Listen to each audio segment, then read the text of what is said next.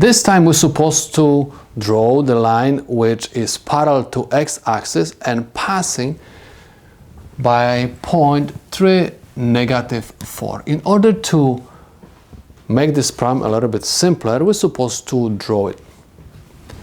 We have xy plane, and I have x-axis, and I have y-axis. And let's find this point. X is equal 3, 1, 2, 3, and y is equal -4. 1, 2, 3, 4. And this is my point with coordinates 3 and -4. We're supposed to draw the line which is parallel to x-axis.